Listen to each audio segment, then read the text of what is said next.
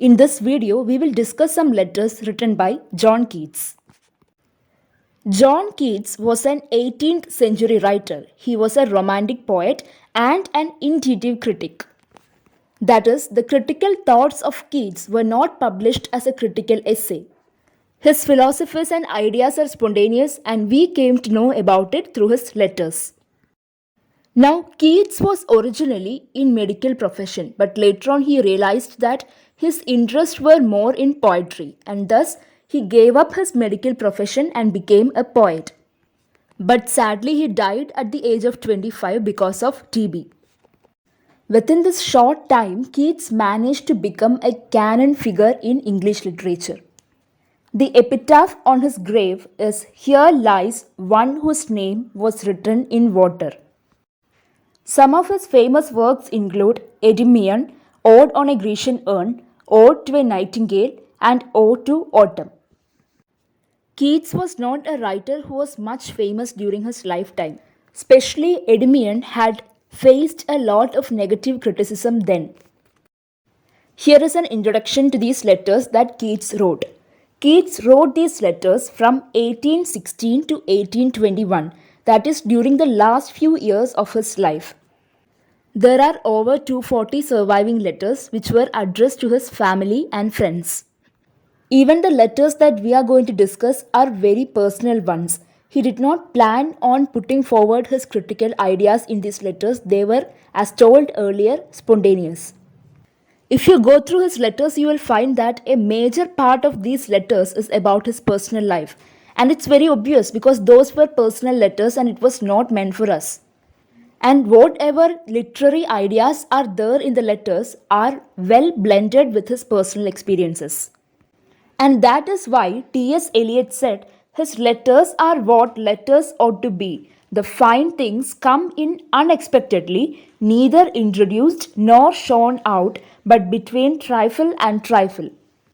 Now, all the surviving letters were made into a collection titled The Letters of John Keats, which was edited by Maurice Buxton Forman. As told earlier, these letters contains his poetic and philosophical ideas which are mixed or blended well with his personal life experiences.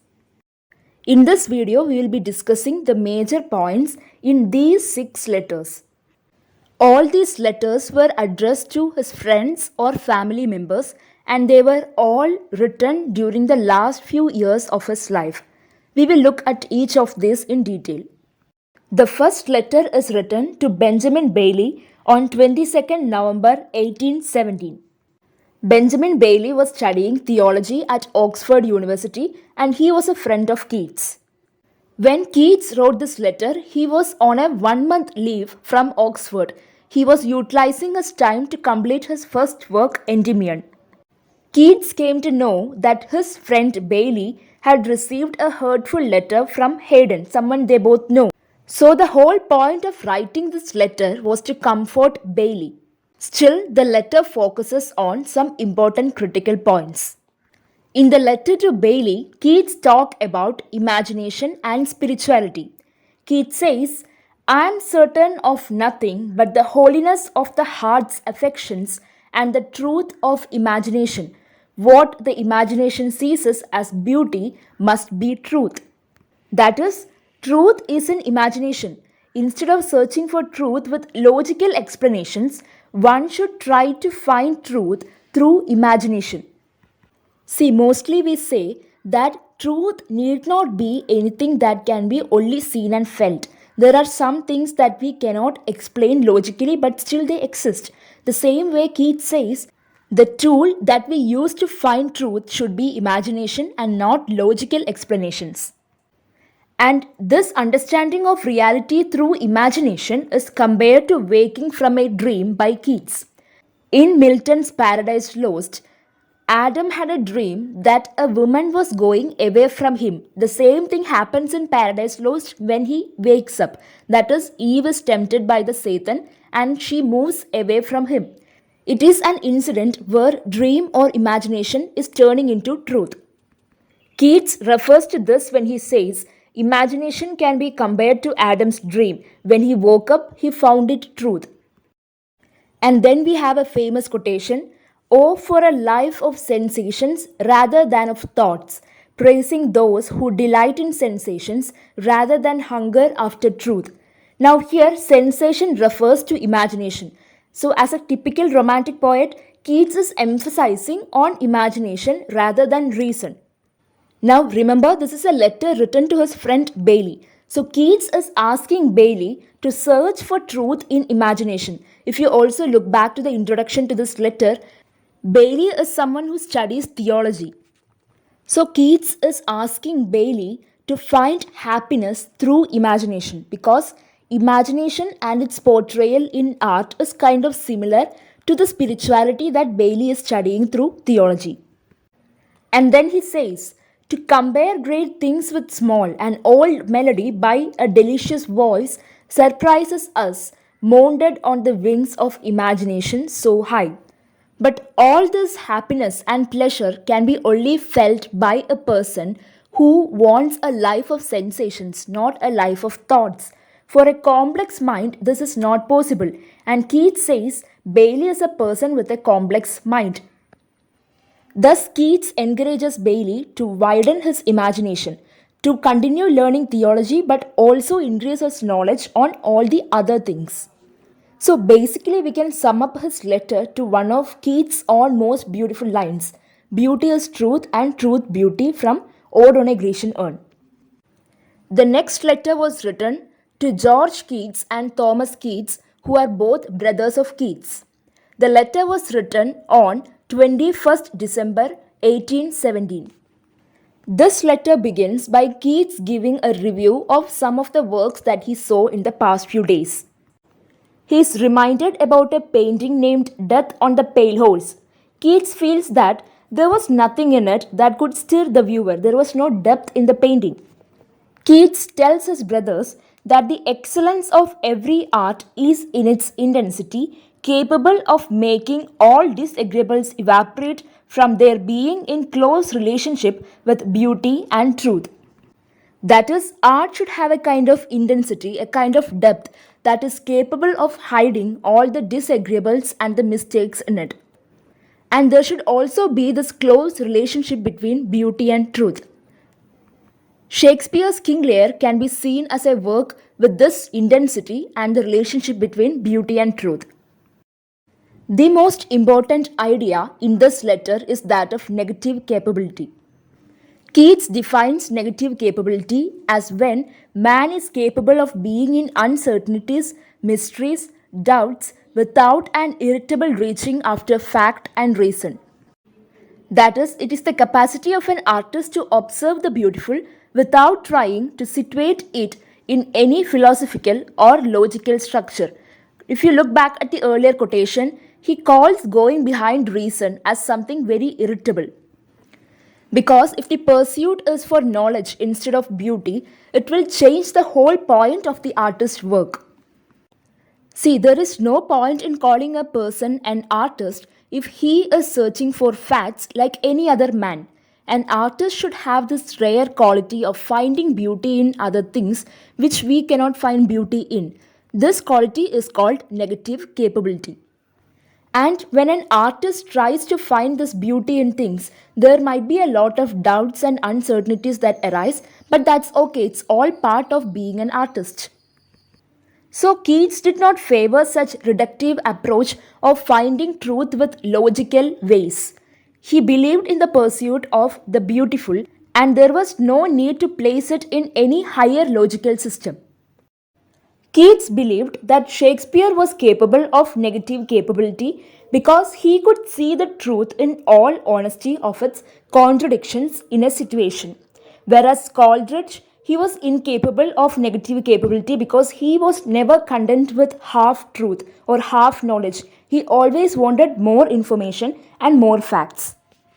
And he says, with a great poet, the sense of beauty overcomes every other consideration. The first priority of a poet should be the sense of beauty. The next letter is written to John Hamilton Raynauld on 3rd Feb 1818. Raynauld was also one of Keats' friends, and Keats met Raynauld in Leigh Hunt's house. The major idea in this letter is that art should have effect on the reader's feelings and not idea. That is, according to Keats, poetry should not try to control the reader. He dislikes the kind of poetry that imposes its ideology onto us, the readers.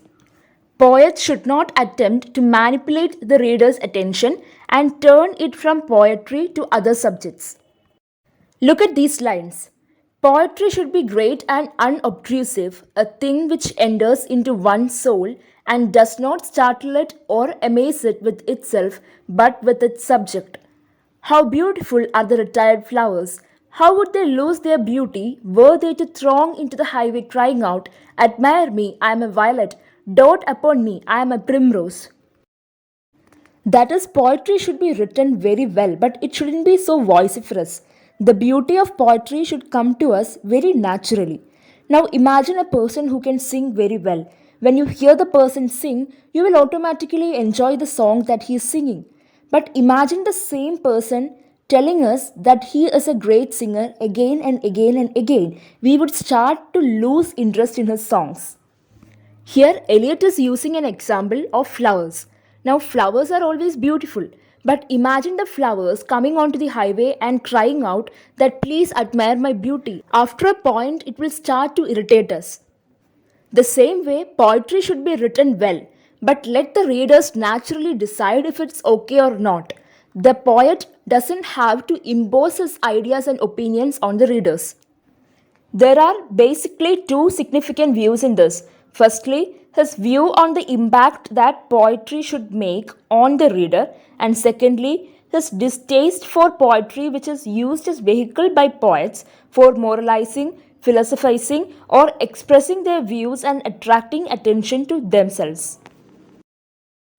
The next letter is written to John Taylor on 27th February 1818. John Taylor was a friend and publisher of Keats. Now, by this time, Keats had almost completed his work, Endymion, and Taylor and Keats were together doing the final editing processes. In this letter, the personal matters that Keats and Taylor talks about is about his work, Endymion. Keats feels very dissatisfied about this work as he is editing, and he feels that it's easier to write what poetry should be than to actually follow his own advice. So, in this letter, Keats talks about poetry and he talks about how natural poetry should be. He says, poetry should not surprise the reader by its strangeness. The rise of imagery in poetry should be like the progress of the sun, natural but magnificent. If poetry comes not as naturally as the leaves to a tree, it had better not come at all. This next letter was written to Richard Woodhouse on 27th October 1818. Woodhouse is another friend of Keats. Now, this was a period of distress in Keats' life. Remember the work that Keats had published, Endymion? The work had received a lot of negative criticisms and reviews.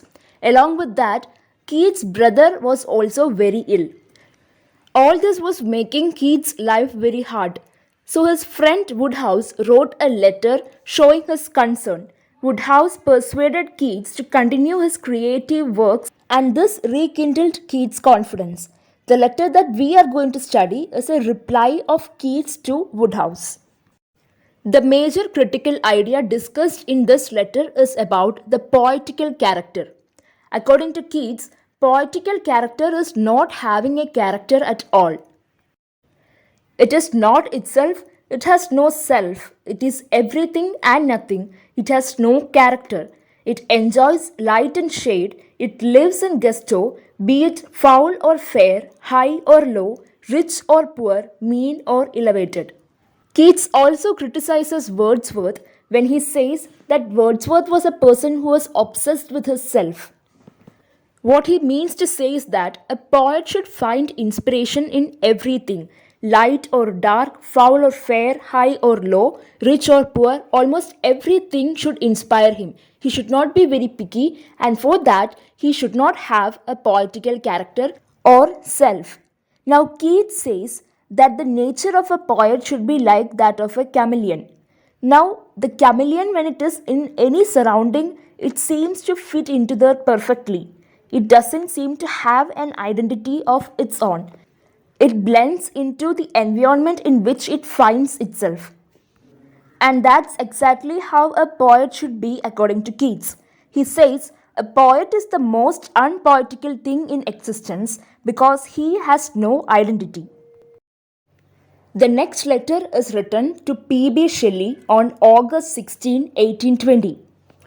As you know, Shelley is also a romantic poet like Keats. Keats was introduced to Shelley by Leigh Hunt. If you have noticed, from these letters, we have also got an idea about Keats' life.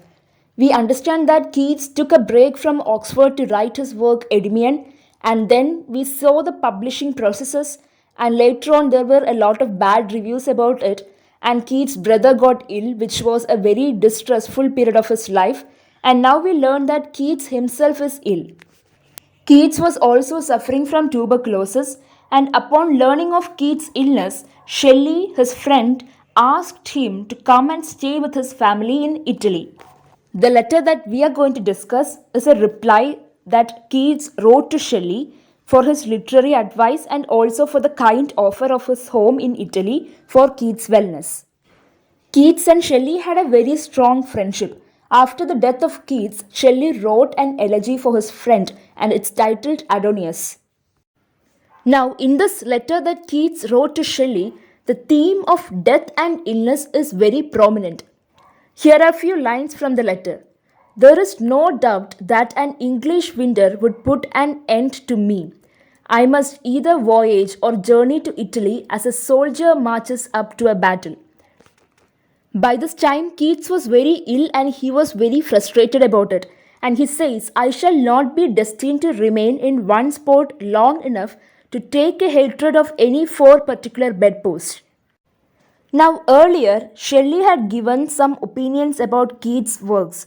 So, in this letter, Keats says he had received a copy of Shelley's Cenci from Leigh Hunt and he is giving some suggestions in return for Shelley's positive reviews.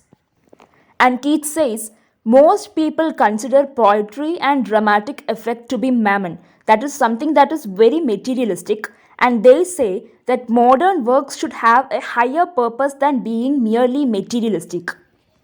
But Keats does not agree with this, and according to him, an artist must serve mammon. Poetry and dramatic effect are very important. He says, my imagination is a monastery and I am its monk. Okay, so now we have discussed all the 6 letters. Now, what is the importance of Keats' letters? Why are we studying this? As you know, the contemporaries of Keats, like Wordsworth and Coleridge, they too had critical ideas which were published as critical essays or collection of critical essays. Wordsworth wrote Preface to Lyrical Ballads and Coleridge wrote Biography Literaria. Keats did not showcase his theories like that. We know Keats for his sensuous poems and we have an impression that he is only a young sensual poet who lacks any poetical depth. But after his death, when his biography was published, the letters revealed the depth to which Keats had thought about poetry and life. So Keats' letters are the only source that we have and thus it is added in our curriculum. That's all for this video. Thank you for watching.